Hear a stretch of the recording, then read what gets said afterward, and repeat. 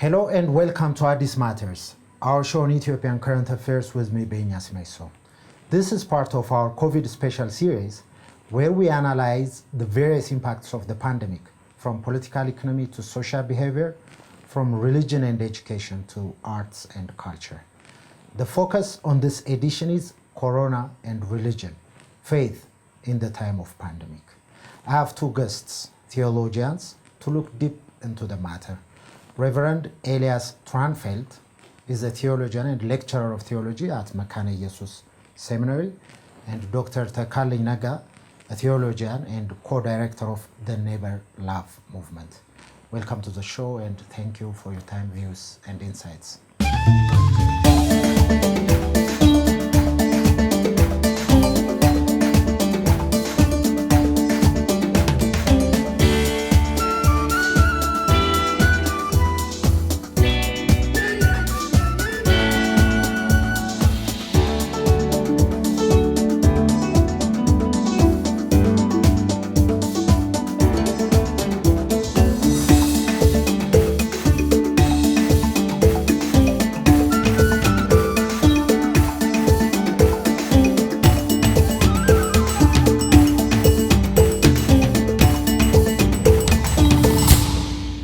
The coronavirus has affected various social organizations and institutions. As witnessed in the process, religious establishments were not immune from this. But historically, diseases, outbreaks, and epidemics were opportunities for religious communities to provide charitable services to those in need. What makes the current pandemic unique is churches and mosques were closed. Two of the holiest of holidays in Islam and Christianity, Easter, the resurrection holiday, and Ramadan, after a month of fasting, were celebrated at home. Annual pilgrimages like Hajj to Mecca were cancelled. Reverend Elias, if I may, let me start with you. Was there a time in Christianity's nearly 2,000-year history that the church was forced to function solo or even to be out of service, so to speak? What was the most dramatic impact of this pandemic to Christianity and all regions across? Yeah, I think that depends on what you mean by forced.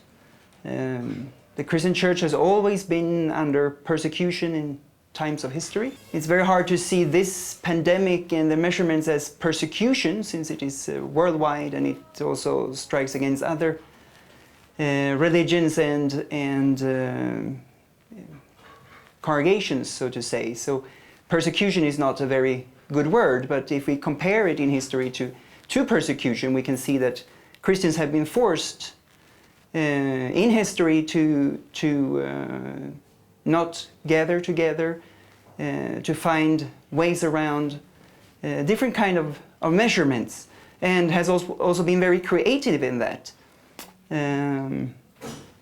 I don't know if that is a very good answer, but we have always been under pressure from different times in different passages of history. This is maybe unique from that. But there were a time in history where the church was part of the state as well in many countries of the world. Yeah, of course, and I mean So plagues and social distancing has been practiced absolutely in history, where whole villages have been closed, etc. And church has always tried to find means to get through, even in these times of crisis. Yes. The word pandemic itself is a Greek word, as you know. The term pan means all, and demos means people. So this is a case where certain kind of disease has affected quite a number of population, quite a geographic area, and appearance of the disease is quite sudden and predictable, and you have we have never told that beforehand, which means that it has caught us with a sense of unpreparedness. So in that sense, then this has happened. In fact, historically also the church has used this as sort of a good opportunity to grow itself. When many people are fleeing, with the fear of this disease all over the world, it was the nuns and the others who stayed behind to take care of the people who have been significantly affected by it. And that has opened in a way that these are people who really care about our issues. So in that sense, then it did really impact the church. And you've been mentioning, if I build on those things that you have been raising, the church has been impacted dramatically in this one, of course. For example, we Christians always meet on Sundays. Now we cannot do that anymore. And there are many celebrations that we enjoy doing it together, where we increase our own cohesiveness. And the same is true in Islam too. The Muslims would meet always in Jummah, the day which happens on Friday, and they are required to do a congregational prayer. That is sort of requirement, at least for men and those who are beyond certain age, even if women are excluded in that regard. But now you cannot do that. Pilgrimage, which is the fifth pillar in Islam, that is an able person who should do it once in his or lifetime, as far as that they have the means and the capacity. But that is now impossible. To lose this opportunity is quite a big deal for a Muslim, basically because this is a lifetime opportunity as an Ethiopian. If you speak this one, that would require you to save around 95,000 birr, to go to this pilgrimage. And the Ethiopia's quota is around 40,000, and usually no more than 8,000 people go to this pilgrimage. And there are people for sure who have saved and who have been looking forward for this day, but now this order has come and has stopped everything, which would indicate that kind of relationship has been greatly hampered, and the service cannot be done, and the spiritual nourishment cannot be done also in very traditional sense as they used to do it. Therefore, this is quite a big deal. Absolutely. Thank you so much. As I say, every problem comes with opportunities. Reverend Elias, are there any opportunities that came out of this problem for religious traditions, including Christianity? Yeah, that has been discussed in church history many times. I think Augustine is the first one that differs between what we call the natural evil and the moral evil. Natural evil as the evil that happens just because we live in a fallen world, like coronavirus, which is not caused by man, but by a virus that is just existing and coming alive, and we cannot do so much about it. And then the moral evil, which is our measurements that we take and people suffering from what we do, our actions. But both of them, Augustine says, and he builds here on Irenaeus actually, they are supposed to lead to something. There is always an opportunity in the suffering, in the crisis, in the despair. There is an opportunity of turning back to God, both on a community level and on a individual level. Suffering forces us to God, which is in itself good. If we listen to Irenaeus, the church father, it's very interesting to see how he views evil, both natural and moral evil, as something that is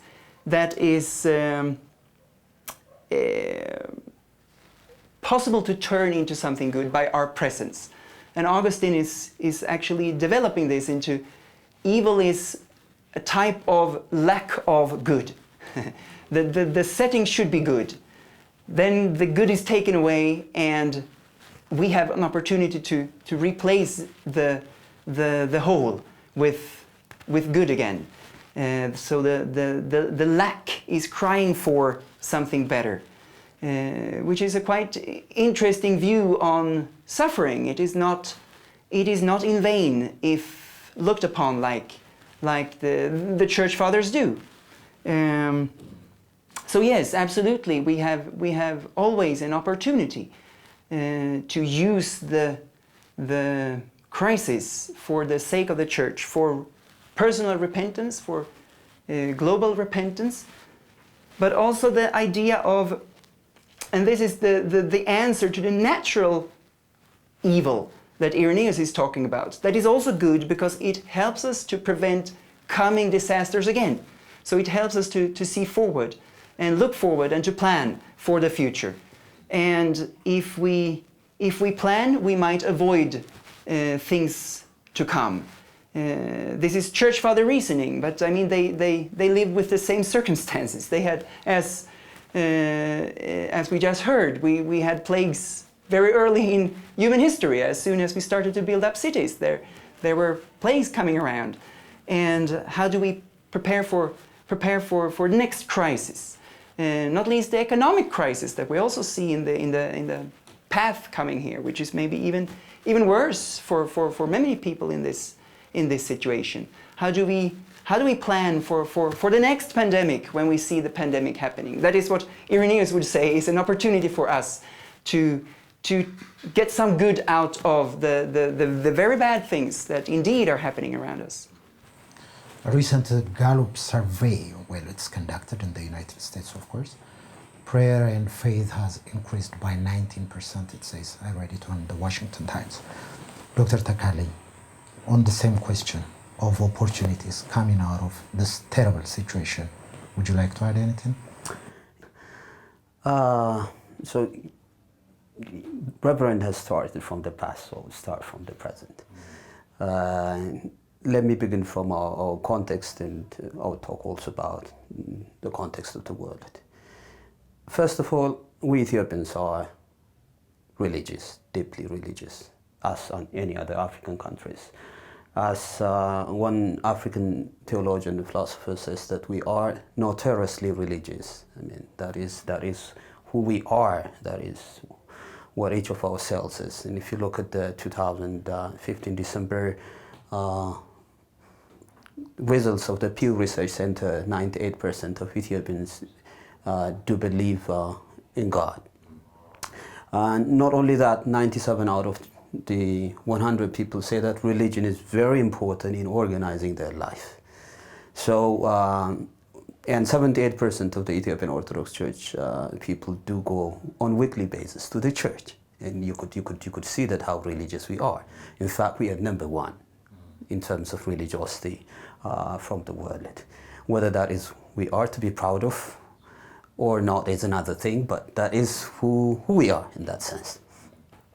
Now, beginning from this context, then, and yet, religion, especially after the coming of the Derg to power, has been continually cornered into the private sphere. But with the coming up of this, the coronavirus, however, the religious organizations and leaders have taken a very central stage in this discourse. They have been called to the officials, and many of the messages have been passing through them, obviously because the government recognizes that these are people with influence, and without them we cannot do anything that significant. So in that sense then, despite the fact that our constitution have been saying that religion is considered as a kind of a dividing force, therefore shouldn't be included even in our higher institutions, now we see it in public, whereby we pray from our own perspective. That is one thing. If you look at globally too, besides the number that you have mentioned, there is the question of evil that the Reverend has asked.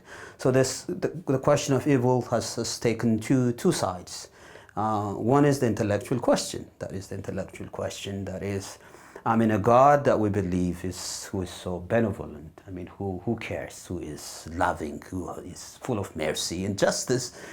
Now, who is also powerful and all-knowing, then is on one hand, and there's difficulties that we are passing in. So this has in a way created this intellectual problem again in life. Not only the intellectual problem is a kind of a distant approach, which is you put the problem outside and you analyze it intellectually as a cognitive analysis. But there is this pastoral element which is also coming in. I mean, the God who loves me, I mean, and how does it permit me and people about whom I do deeply care to pass in through this. So the very fact that these religious questions are coming to the center by itself is something good. We are rethinking what we believe. We are rethinking what kind of relationship that we have among ourselves. This is also a moment where, from a Christian perspective, where the call of Jesus Christ, that is the two commandments he has given us, that is to love God and to love our neighbor, is practically being tested. And you see that many churches, rather than becoming an inward focused in thinking only about their own congregation, now they have this time and opportunity to go out and to stretch themselves out to reach to the others.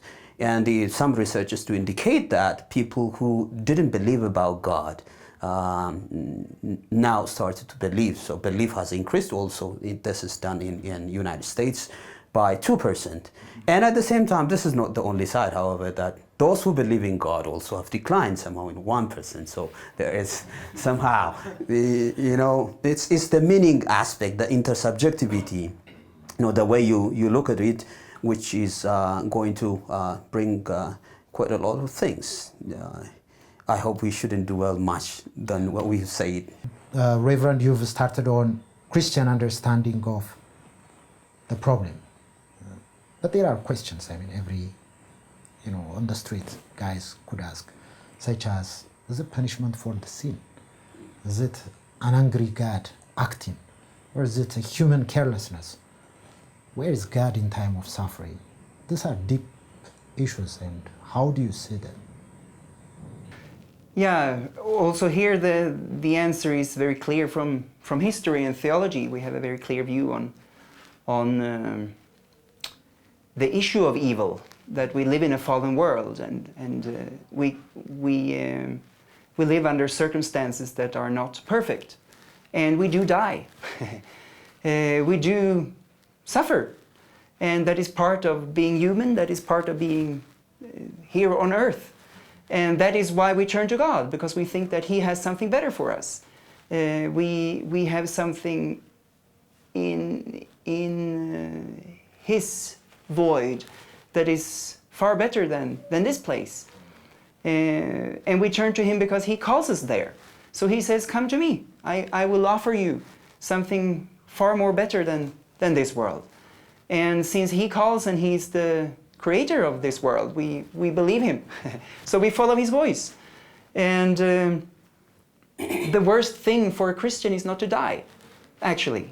Jesus says it very clearly. Don't fear the powers of this world. Don't fear death. Fear the Almighty. And that is very important to remember in times like this, I think, that the worst case scenario for a Christian is never dying. The worst case scenario for a Christian is dying without Christ. And how can you do that as a Christian? It's impossible, so to say. Then you're not a Christian anymore.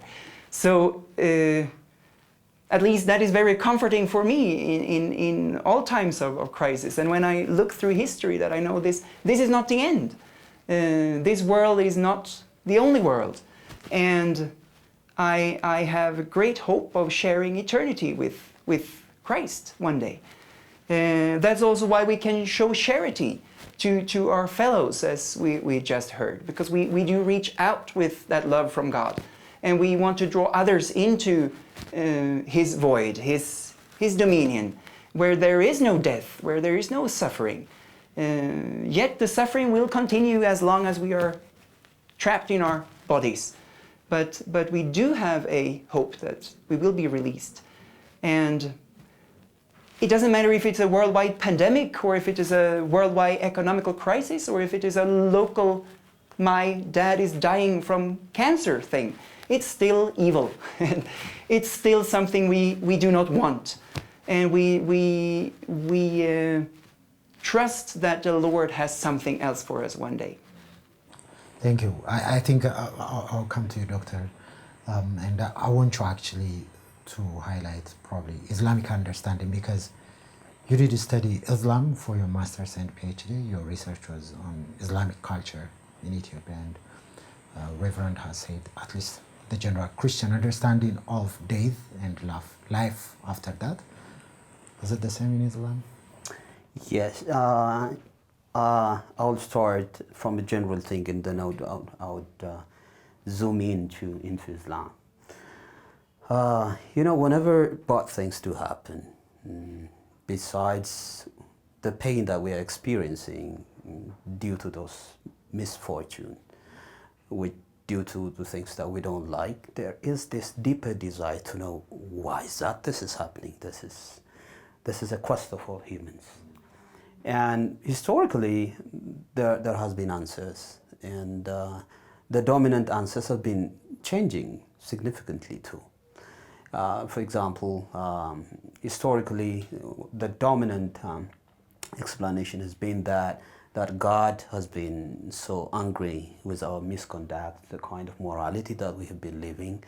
He hated our sinfulness, therefore he wanted to punish us. And that was kind of a direct association between the sin that we have committed, which might be an individual sin or a corporate sin we have engaged, and sometimes even intergenerational sin, which means that we are paying for what our forefathers have done.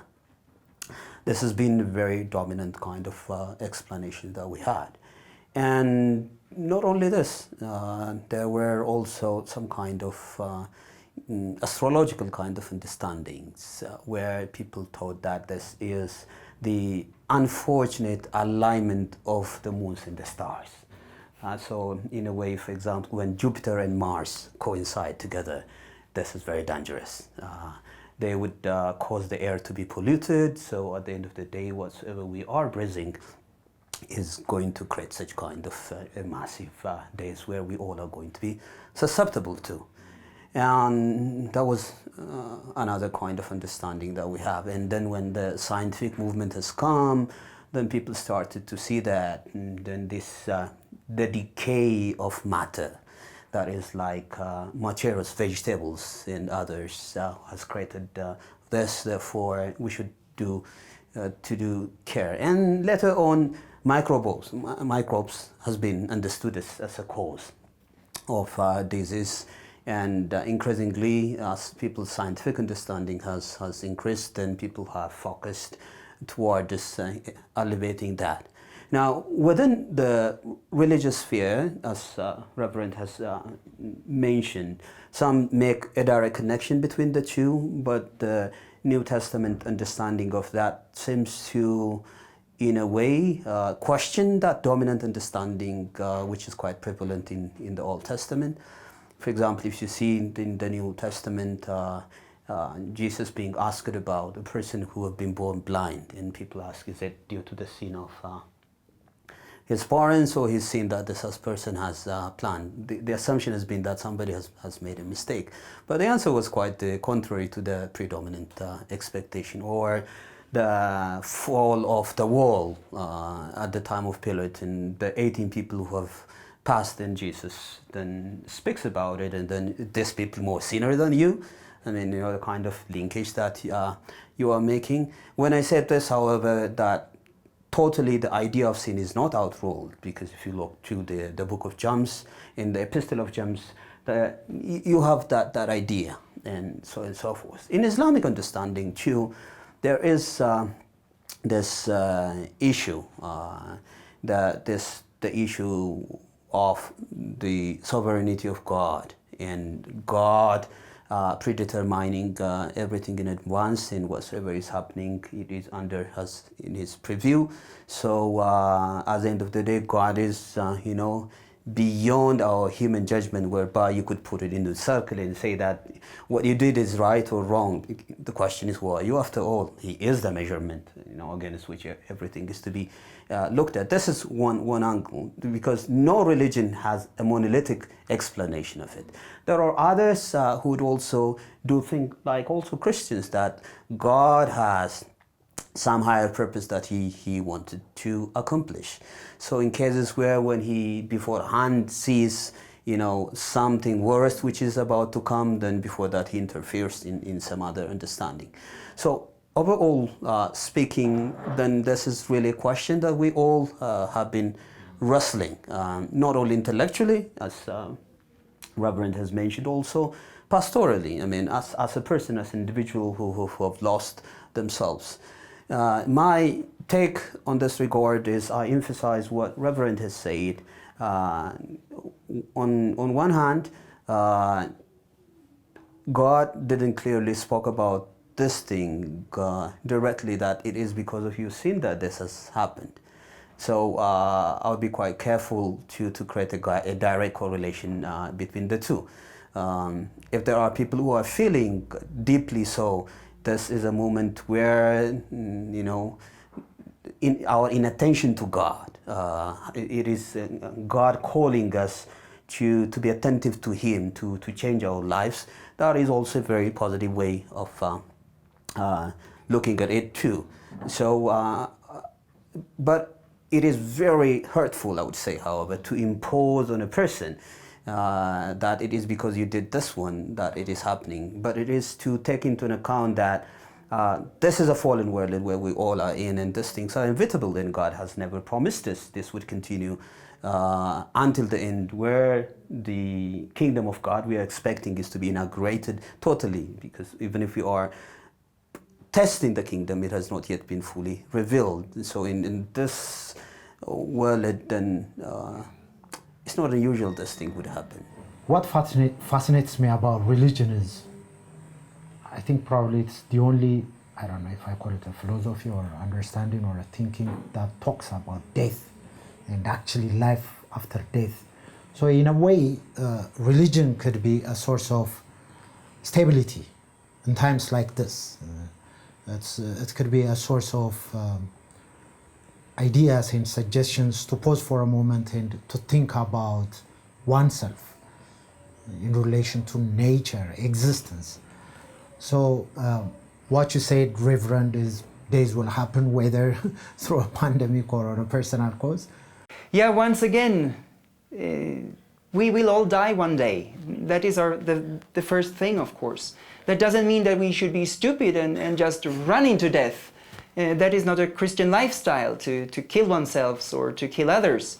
But the first thing to cope with the fear of death is to realize that we are deadly, I think. And we must understand that death is the final end for us all if the Lord does not return before we are dead, so to say. And when we realize that, we also have to cope with that somehow. And the Christian way to cope with that is to turn to the Lord, to say, please, Jesus, take me. I'm yours. And I think history has really shown that church is not a movement of fear.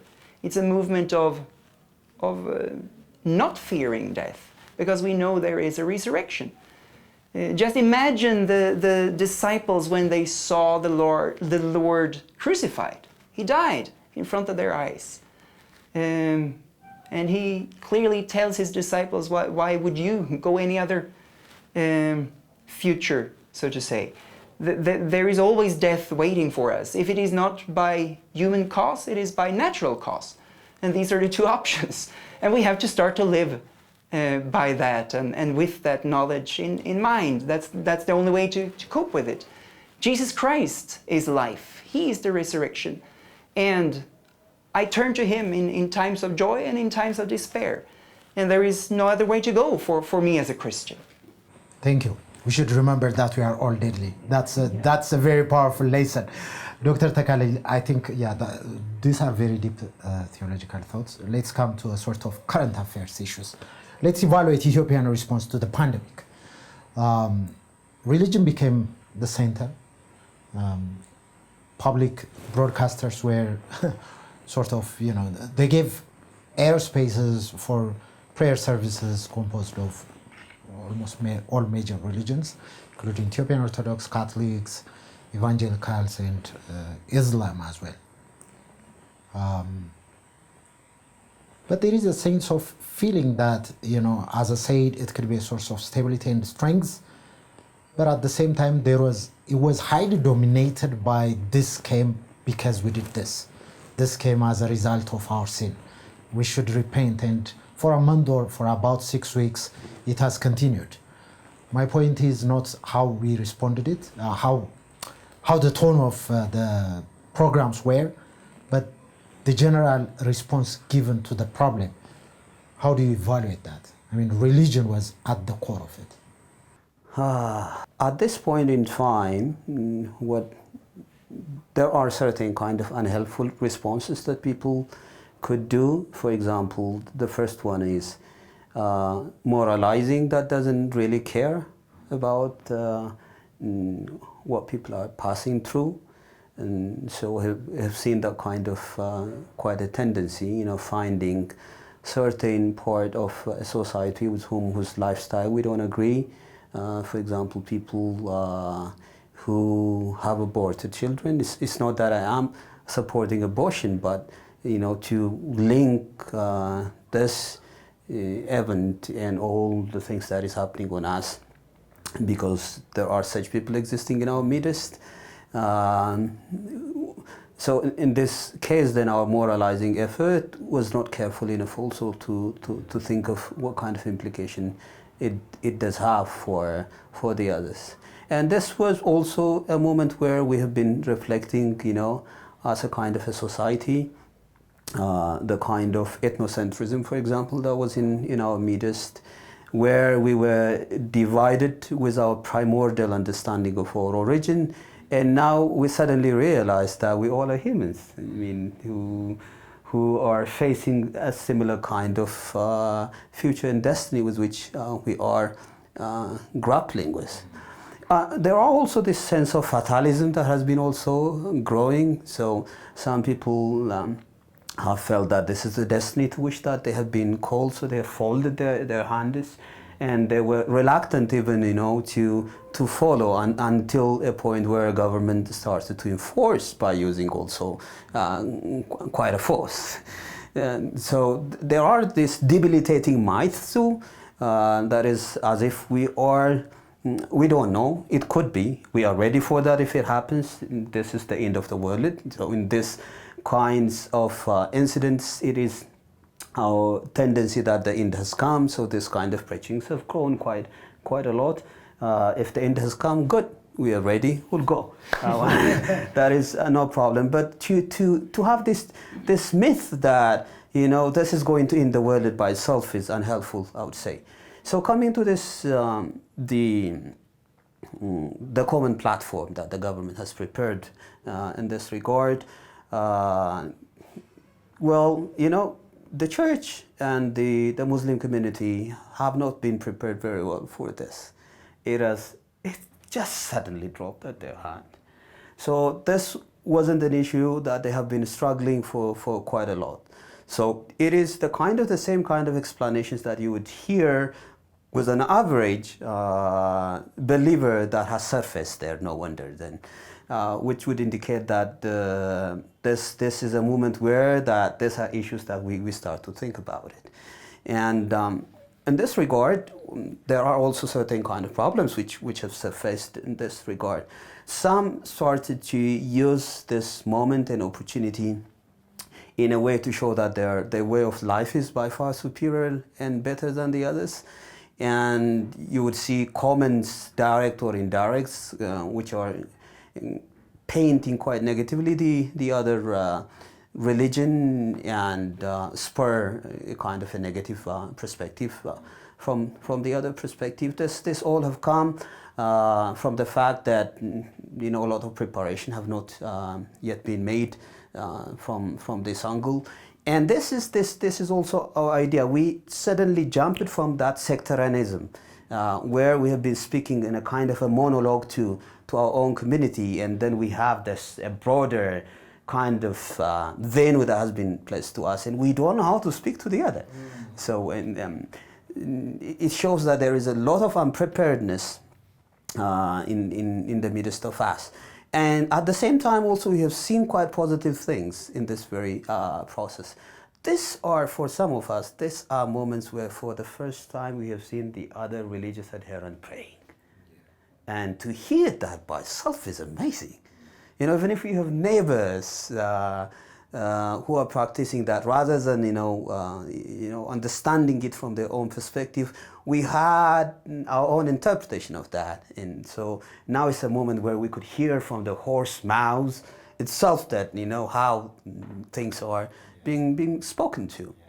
So that is the other thing. And the other thing which really made the public appearance quite, the discourse and the religious leaders' presence quite difficult, is that most of the discussions at best have been done by those people who have certain kind of religious convictions. So that, on one hand, that is a very good thing, because religion has been presented from an essentialist perspective. This is what we believe and this is who we are. But the perspective of the religious studies, for example, people who see religion as a kind of a cultural spectacle, a way of living, a way of embodying, have been missing in this discourse, because our universities didn't have the necessary preparation. So religious studies altogether have been missing. So a kind of an independent analysis where it could be facilitating this. One who studies Islam, for example, from strictly from a scientific perspective, has been missing in this dialogue. So that dialogue, if it exists, I believe that it would have made it quite better. And in 2000, in Ethiopian calendar, we have established the Interreligious Council in Ethiopia, but for many of its history, this organization has been the mouthpiece of the government. So if whatever government says, then this institute keeps on repeating it. So there is this legitimacy deficit that has already existing. So the critical dimension have been missing. So in this discussion, what is made quite new is that in the previous discussions, it was only peace and other kind of things, but the religious elements have been totally missing. So in that sense, there is this development. So it's with this mixed feeling that I would evaluate it. Thank you. Reverend Elias, you've been in Ethiopia for the last 5 years, but you're from Sweden. Would you like to say anything about the way Ethiopia responded to the pandemic in relation to religion? And if you want, you can probably compare it to your home country, Sweden. 2 words. Yeah, the very biggest difference maybe is that churches are not yet closed in Sweden. That might happen. Here we have closed, as far as I know, but I also know many people meeting in smaller settings, in prayer groups, etc. Online, as you say, that is very common in Sweden as well. I'm amazed to see how the longing for coming together is so essential for us as Christians, and what such loss of community do to us, which is wonderful to see from one perspective, because we are community and we are a communal body, so to say. But it is also very frustrating, of course, that we can't come together, and that is also part, I guess, of everybody's prayer, that we will open our churches again, and that there will be a post-corona time where we can rejoice and sing to our Lord as we did before the corona, of course. But I see the same longing both in Sweden and here, of course, of coming together in a full-blown service with Holy Communion as we are used to. And we pray for that. Yeah, I'm sure it will come soon. Dr. Tekalegn, before we finish out, I'd like to ask you probably one last question. While we are in pandemic, 2 religious organizations were recognized by parliamentary declaration in Ethiopia, the Islamic Council and the Council of Evangelical Churches. What's the significance of this? Oh, that's quite a lot. The reactions are quite different, but first of all, I would like to recognize that due to our history, due to the fact that there was this symbiotic relationship between the Ethiopian Orthodox Christianity and the Christian kingdoms that we had there, the Ethiopian Orthodox institutes and the church and its adherents had this historical privilege in terms of legal standing, but the Ethiopian Islamic Supreme Council and the diverse evangelical wing, which is very hardly you could unite it into one umbrella, but predominantly the Evangelical Church Fellowship and the other smaller unions have been recognized as a kind of NGOs. Basically. What does that mean? I mean, I tried to understand what the parliamentary declaration is all about, but I still couldn't. I mean, yeah, well, what it means is the Ethiopian Orthodox Church, for example, since it is recognized as a religious institute, she is not supposed to re-register herself. But the others, including the Ethiopian Islamic Supreme Council as well as the evangelicals, they need to go to appropriate government office and renew their license every 3 years, for example. And the implication of this is very profound, especially in case where the person who holds that office has certain kind of attitude which is not positively disposed to you. I mean, you could imagine all the troubles that is coming in, and so forth. So predominantly what does it mean is that it has brought us to a same level where we all are recognized as sort of religion. So in that sense, then there's an old perspective that to be an Ethiopian means it is to be an Orthodox Christian, was a predominant kind of understanding. So that has been officially dismantled, I would say. So practically it's really significant, and it will make a lot of difference for these religious establishments. With all the problems that it has, what it means is now they are standing at equal footing with the other religions. At least legally. Yes. I think that's a very good thing.